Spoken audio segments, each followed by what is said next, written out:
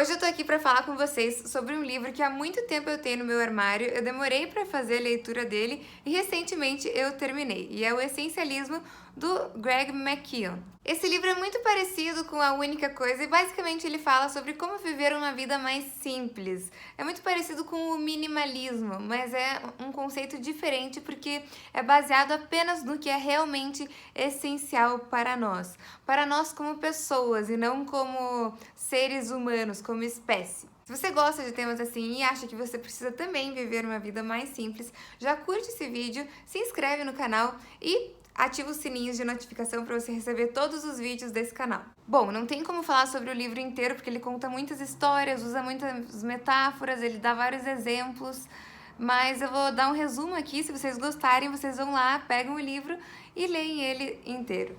O primeiro ponto que eu acho importante a gente conversar aqui é a diferenciação que ele faz sobre pessoas ocupadas e pessoas produtivas. Acho que você já ouviu falar isso, mas é sempre bom lembrar. Então, a pessoa ocupada, ela tá o dia inteiro tentando fazer uma tarefa, ela precisa fazer uma tarefa. E depois tem um insight que ele trouxe muito relevante sobre isso, vou falar daqui a pouquinho. E a pessoa produtiva não, ela faz poucas tarefas que levam ela a um resultado significativo. Então a diferença de mentalidade entre o essencialista e o não essencialista é que o não essencialista ele acredita que tudo é importante, ele precisa fazer tudo. E o essencialista ele não vê necessidade em fazer tudo porque ele percebe que poucas coisas realmente importam para trazer um resultado, para trazer um impacto significativo na nossa vida. Daí ele tira dois paradoxos, que o primeiro é o paradoxo do essencialista. O que é o paradoxo do essencialista?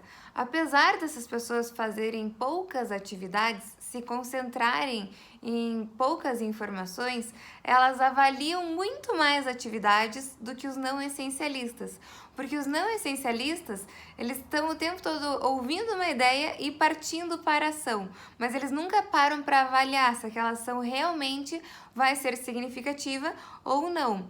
Já o essencialista, ele avalia muito mais opções antes de colocar algo em prática, porque na hora que ele faz essa avaliação, ele consegue ter uma percepção maior de se aquilo vai ser importante ou se pode ser deixado de lado ou delegado para outra pessoa.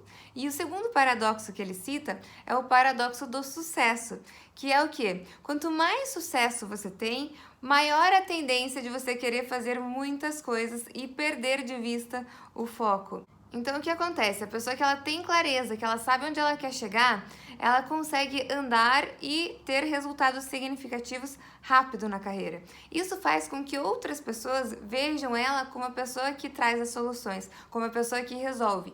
E aí elas passam a delegar mais tarefas para essa pessoa que teve um primeiro sucesso. E se ela passa a topar essas atividades que estão sendo delegadas para ela constantemente, ela perde de vista o foco. E ela começa a se envolver em tanta coisa que ela não sabe mais para onde ela está andando. Então esse é o paradoxo do sucesso e é assim que o sucesso pode te levar ao fracasso. Então como que você pode pensar nas suas atividades para facilitar a sua vida? É como se você fosse arrumar o seu armário. Então se você for arrumar o teu guarda-roupa, você vai tirar todas as roupas de lá, vai separar o que você não quer, você vai excluir essas roupas que você não quer, vai vender, vai doar, fazer o que você quiser e vai guardar tudo de volta bonitinho no seu guarda-roupas.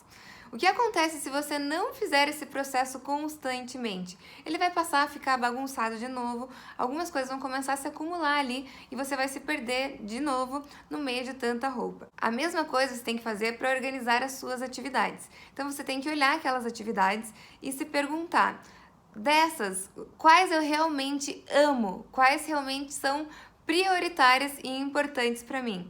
Porque se você se perguntar, isso aqui é importante, isso aqui eu posso usar um dia, provavelmente você vai manter aquilo tanto no seu guarda-roupas quanto na sua agenda. E esse processo tem que ser contínuo, então com frequência a gente tem que fazer uma agenda, olhar para aquelas atividades com as quais nós estamos nos comprometendo para ver se elas ainda são realmente relevantes ou não. Conforme você se desenvolve no seu trabalho, você vai acumulando outros tipos de habilidades que podem excluir tarefas que antes eram importantes e agora já não são. Por isso a importância de constantemente fazer essa revisão diante das nossas tarefas. E aí eu volto ao insight que eu tive sobre o ponto do autor falar das pessoas ocupadas, que estão sempre se atirando em tarefas. Ele falou que isso é impotência aprendida. Essas pessoas, na verdade, estão impotentes diante da vida. E ele fez uma comparação com uma pesquisa com cães.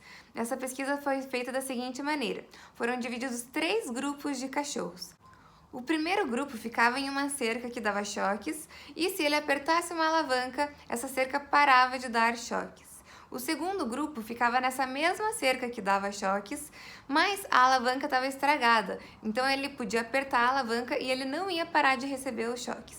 E o terceiro grupo não recebia choques. Depois, todos esses cachorros foram colocados em uma cerca que metade dela dava choques e a outra metade não dava choques. E os cães que apertavam a alavanca e os cães que estavam na cerca que não davam choques, eles se moviam para a metade que não dava choque. Mas os cães que apertaram a alavanca e essa alavanca estava estragada, eles não se moveram, eles continuaram sentados como se eles estivessem impotentes diante do choque da cerca. E naquele momento eles poderiam sim mudar para a outra metade da cerca, eles não iam mais receber os choques. E ele comparou isso com nós mesmos. Então, muitas vezes a gente está diante de uma situação que há muito tempo a gente vive, a gente já mudou as nossas circunstâncias, mas a gente está tão acostumado àquela situação que a gente se acha impotente diante dela. O exemplo que ele usou foi crianças tentando aprender matemática. Muitas vezes as crianças têm dificuldade de aprender matemática. E às vezes a dificuldade é tão grande que elas acabam desistindo e não querem mais aprender. Esse é um exemplo da impotência aprendida. Mas o segundo exemplo são as pessoas que começam a se atirar para todos os tipos de atividades, porque elas acreditam que elas precisam fazer tudo. E na verdade isso não é livre-arbítrio. O livre-arbítrio é quando você entende que você pode escolher o que você vai fazer. E para conseguir ter mais clareza sobre os seus objetivos, aonde você quer chegar e conseguir ser mais simples em relação a eles, você precisa estabelecer prioridades. Só que a maioria das pessoas acham que tudo é prioridade. Então a minha família é prioridade, meus amigos são prioridade, exercício físico, carreira. E quando você coloca tudo como prioridade, acaba que você não prioriza nada. Ele dá um exemplo da Johnson & Johnson, que ela teve um problema há muitos anos atrás com o Tylenol, que era o produto que ela mais vendia, a maior receita da empresa vinha desse produto, e 7 pessoas foram envenenadas com o Tylenol. Mais tarde foi descoberto que o lacre tinha sido violado, então não tinha sido responsabilidade da Johnson & Johnson, mas na época não tinham descoberto isso. E eles ficaram entre 2 decisões: recolher todos os remédios do mercado, que custariam uma fortuna para a empresa e prejudicaria os acionistas, ou manter e tentar conter a situação com relações públicas. O que a empresa resolveu fazer? Ela recolheu todos os remédios do mercado e teve um prejuízo de 100 milhões de dólares. Por que eles tomaram essa decisão? Porque a empresa tinha como prioridade absoluta os clientes. Então estava muito claro para a empresa que os clientes sempre seriam mais importantes do que os acionistas. Se isso não estivesse tão claro, provavelmente eles não teriam sabido o que fazer neste momento, porque é uma situação muito delicada e muito difícil de lidar. Então, nesses momentos de crise, se você não tem a prioridade muito bem definida, você não sabe o que fazer. Mas como que a gente vai discernir o que é prioridade se às vezes a gente trabalha tanto que a gente não tem tempo nem para parar para pensar?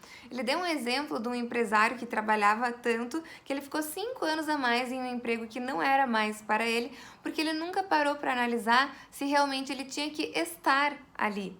E a brincadeira ele aponta como sendo uma das atividades que mais traz relaxamento pra gente e traz os insights que a gente realmente precisa para tomar decisões mais sérias na nossa vida. Então passe a brincar mais, tente incluir a brincadeira em outros lugares que não apenas no seu lazer e nos seus momentos de descontração com amigos ou família, mas também no seu trabalho. Quanto mais você puder se divertir no seu trabalho, mais você vai ver aquilo como valioso, como relaxante e vai conseguir tomar as melhores decisões. Ele entra num ponto um pouco radical, mas que talvez sirva para você tomar algumas decisões na sua vida, que é o seguinte: se você está confuso em relação a algo, se você não tem certeza absoluta sobre o sim, a resposta é não. Se você não tem certeza absoluta que aquela carreira que você tá é para você, a resposta é que provavelmente ela não seja. Se você não tem certeza absoluta sobre uma faculdade que você quer fazer e que aquilo é para você, a resposta é que provavelmente aquilo não seja para você. É claro que em alguns momentos a gente não vai ter essa clareza absoluta sem o apoio ou sem a ajuda de outra pessoa. Então, nesse caso, você pode procurar um profissional. Eu consigo relacionar isso muito a momentos em que eu estava confusa na minha carreira. Então, em vários momentos eu me questionei, será que esse lugar é mesmo para mim? Será que eu desisto? Quando eu começava a fazer essa pergunta, será que eu desisto? É porque eu já estava a ponto de desistir. E hoje eu trabalho numa coisa que eu amo e eu nunca me questiono se isso é para mim mesmo. Eu me questiono às vezes sobre o meu desempenho, eu me questiono às vezes sobre poder ser mais produtiva, mas nunca passa pela minha cabeça que isso pode não ser para mim. Eu tenho certeza absoluta que eu estou no lugar certo. E no caminho do essencialismo, você pode agir como um editor da sua própria vida. O que um editor faz? Ele pega um texto ou ele pega um vídeo e ele vai cortar as partes que não são importantes. Ele vai cortar as partes que enfeitam demais aquele texto e que não são necessárias. E ele vai reduzir o texto ao que é essencial. E isso, na verdade, acrescenta ao texto, porque engrandece aquilo que é essencial aos olhos do leitor. É isso que você tem que fazer com a sua vida. Corte tudo que não é importante. Corte tudo que só enfeita, mas na verdade ofusca o que é essencial. E uma dica muito valiosa que você pode levar para a sua vida é saber estabelecer limites. Poucas pessoas sabem estabelecer limites. Um exemplo maravilhoso que o autor usou foi sobre um casal que foi até um psicólogo porque eles queriam colocar limites no filho deles. E o que aconteceu? Eles conversaram com o psicólogo e o psicólogo perguntou, mas por que o seu filho não veio procurar ajuda? Por que vocês vieram? E eles falaram, porque ele acha que ele não tem nenhum problema. E aí o psicólogo respondeu para eles, realmente, ele não tem nenhum problema, porque vocês bancam todas as contas dele, vocês buscam planejar e executar todas as soluções para os problemas dele. Quem tem problemas são vocês, porque vocês estão tirando todo o problema do seu filho. Então, quando a gente consegue estabelecer limites, a gente para de absorver o problema dos outros. Muitas vezes as pessoas vêm buscar o nosso apoio porque elas querem repassar o problema delas para nós. E quando a gente topa isso, a gente acaba se sobrecarregando na nossa vida e acaba conduzindo as coisas de uma forma que não é a melhor forma possível. E ele finaliza o livro com uma situação que eu amei, falando que quando a abordagem da vida é simples, a gente não precisa especular, a gente não precisa mentir, a gente não precisa roubar, a gente não precisa agredir os outros. E isso monta o nosso caráter de uma forma muito mais limpa, muito mais positiva e muito mais forte e sólida. Então, a simplicidade faz com que você tenha um bom caráter. Espero que vocês tenham gostado do vídeo, espero que vocês tenham gostado do resumo do livro. E se vocês lerem, me contem aqui nos comentários o que vocês acharam do livro também. Um beijo e até o próximo vídeo.